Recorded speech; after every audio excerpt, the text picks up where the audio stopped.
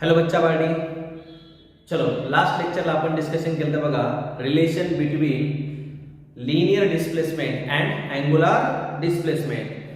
त्यानंतर आणखी आपण एक कन्सेप्ट डिस्कस केला लास्ट लेक्चरला, relation between linear velocity and angular velocity, right. जे की रिलेशन आलं आपल्याकडे v is equal to r omega आणि एक रिलेशन आलं आपल्याकडे del s is equal to r del theta, जे की स्केलर फॉर्म मध्ये ते, राईट. त्यानंतर नेक्स्ट कन्सेप्ट आपला सर्क्युलर मोशन मधला सगळ्यात सिंपल कन्सेप्ट आहे. अगोदर एक कन्सेप्ट आपण वन बाय वन डिस्कस करू त्या आणि त्यानंतर आपण नेक्स्ट जो व्हिडिओ आपण बनवूया त्या व्हिडिओमध्ये फक्त काय असतील, न्यूमेरिकल्स असतील. की आपण जो आतापर्यंत पार्ट डिस्कस केलाय त्या पार्टवर काय असणार आहे, न्यूमेरिकल्स असणार आहे. त्या अगोदर आपल्याला आज महत्त्वाचे कन्सेप्ट डिस्कस करायचे ते म्हणजे सगळ्यात पहिला टाइम पिरियड आणि दुसरा असणार आहे फ्रिक्वेन्सी. दुसरा काय असणार आहे, फ्रिक्वेन्सी. चला बघा टाइम पिरियड काय घेऊ आपण. टाइम पिरियड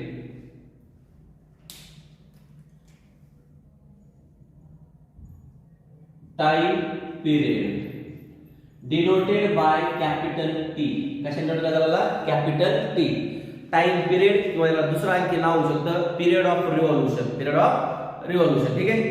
तर बघा टाइम पिरियड म्हणजे काय, the time taken by the particle. Time taken by the particle to complete one रिव्हॉल्यूशन.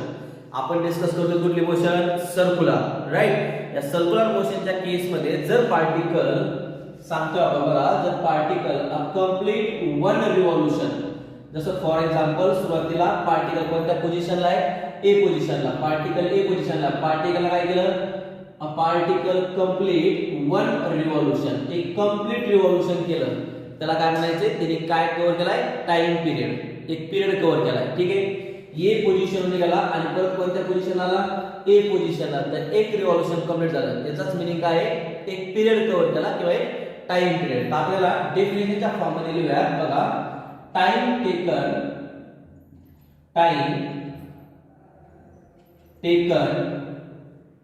by the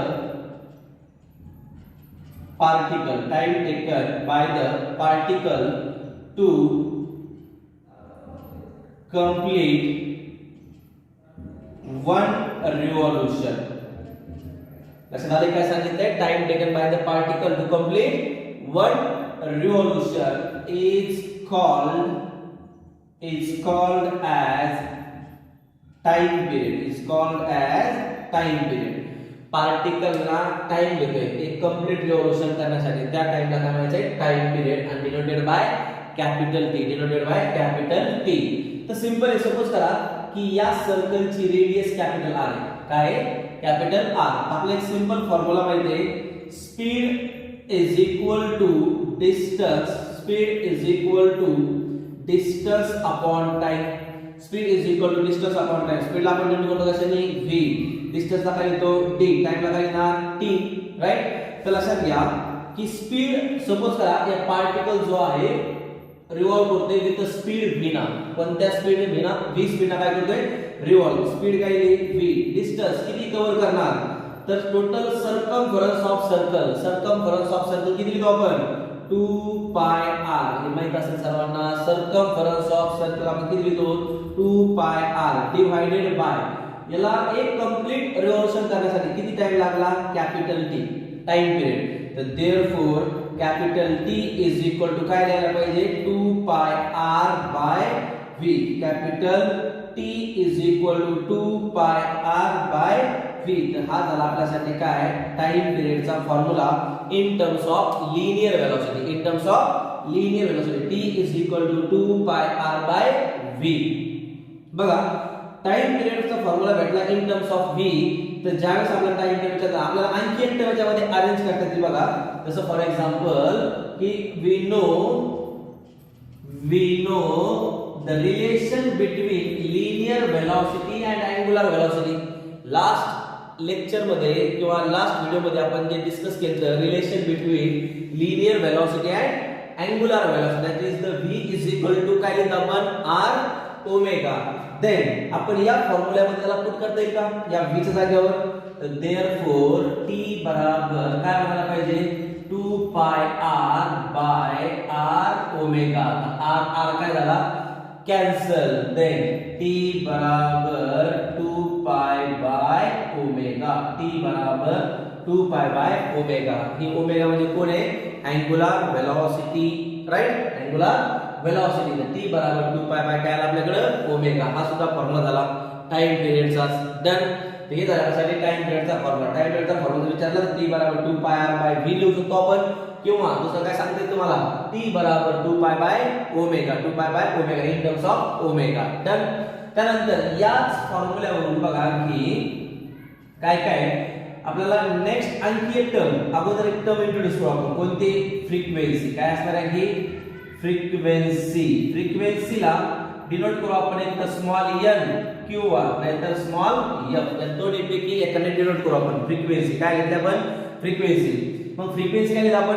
n और f. तर फ्रिक्वेन्सी डेफिनेशन काय बघा, सिंपल आहे. The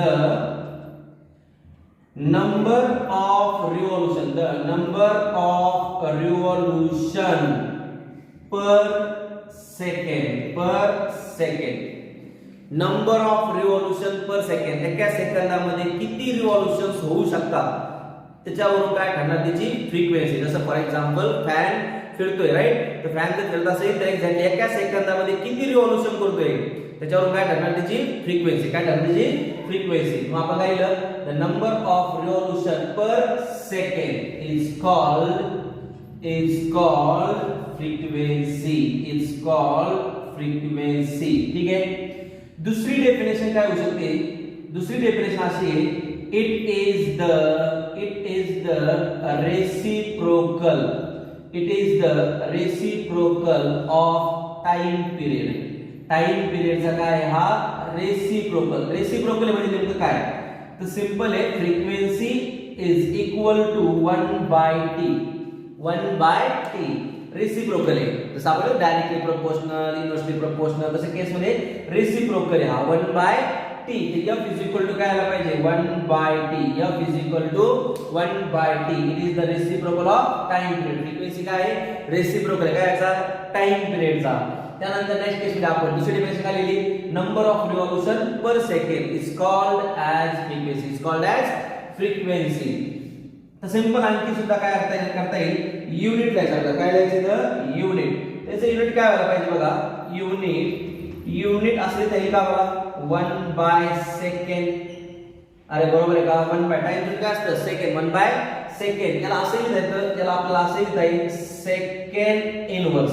second inverse. रीड कसं करायचं लक्षात आपल्याकडे. रीड कसं करायचंय? Second inverse. त्यानंतर या सेकंड इनवर्सला आपण आणखी काय लिहू शकतो तर हर्ट्ज. काय लिहायचंय? हर्ट्ज. याला डिनोट करायचं hz. कसं डिनोट करायचंय? hz. हे तर आणखी हर्ट्ज hz. मग आपल्याला जर फ्रिक्वेन्सी युनिट विचारले तर काय सांगता येईल? सेकंड इनवर्स किंवा दुसरे युनिट काय असणार आहे? हर्ट्ज. SI unit. कोणते युनिट आहे? SI. आपल्याला माहिती आहे दोन टाइप आपण सांगतो युनिट सिस्टम ऑफ युनिट मध्ये 3 टाइप असतात. एक MKS, CGS आणि एक FPS. तर हे MKS सिस्टम SI युनिट. ठीक आहे. नेक्स्ट मग आता ही फ्रिक्वेन्सी मिळाल्याला या 1 बाय t जागा काय धरला? f. 1 बाय t जागा काय? f. किंवा या t जागा मी काय करू शकतो? 2 पाय बाय ओमेगा. तर therefore frequency f is equal to 1 by 2 pi by omega. हा न्यूमरेटर पुढे यायला पाहिजे एक्झॅक्टली. बघा हा डिनॉमिनेटर इथं वरती येईल ना या पॉइंटला. Then f is equal to omega upon काय फॉर्म्युला म्हटला? 2 पाय f. ओमेगा म्हणजे frequency is equal to omega upon 2 pi. Omega upon 2 पाय. ठीक आहे. तर f is equal to omega upon 2 pi ची टर्म मिळाली आपल्याला. तर हे झाला फ्रिक्वेन्सीचा फॉर्म्युला, राईट? फ्रिक्वेन्सीचा फॉर्म्युला झाला. देयरफॉर या ओमेगाला आपण असंही अरेंज करू शकतो का? 2 pi f omega is equal to 2 pi f. Omega is equal to 2 pi f.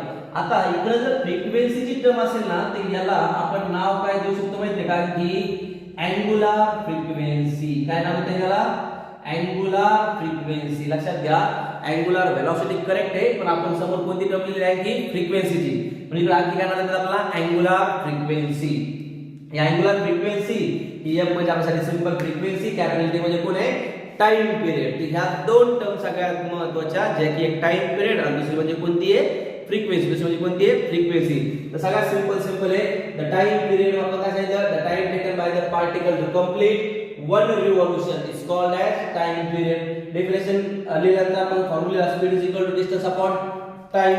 तर सगळ्यात सुरुवातीला लक्षात ठेवा की डिस्टन्स अपॉन टाइम च्या केस मध्ये सर्कमफरन्स ऑफ द सर्कल काय लिहितो आपण 2 पाय. किती लिहिणार 2 पाय डिवाइड बाय काय झालं कॅपिटल टी. तर capital T is equal to काय formula 2 pi r by v. Next आपण घेतला की या v च्या जागेला काय पुट केलं r omega. v is equal to r omega. ते t बरोबर काय लिहिलं आपण 2 पाय बाय ओमेगा. ही झाली टाइम पिरियडची फॉर्म्युला किंवा टाइम पिरियडची टर्म.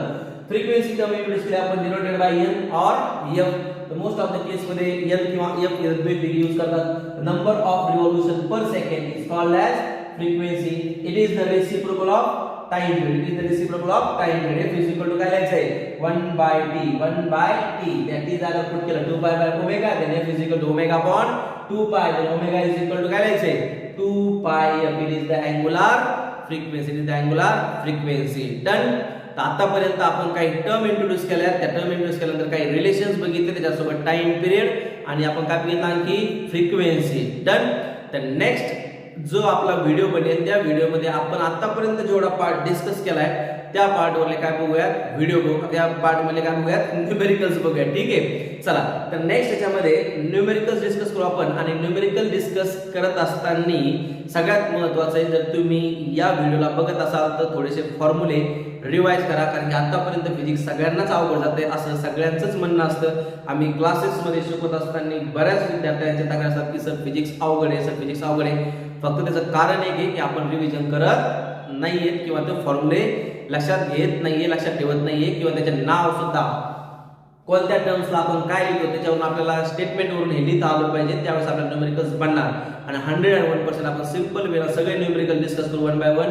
त्याच्यामध्ये जेवढ्या सिंपल वेना सॉल्व्ह करता येतील न्यूमेरिकल तेवढ्या सिंपल वेना सॉल्व्ह करायचा प्रयत्न करू. तर आपण नेक्स्ट लेक्चरला किंवा नेक्स्ट एपिसोडला भेटूयात. तब तक के लिए tata bye bye. Good night बच्चा बाडी.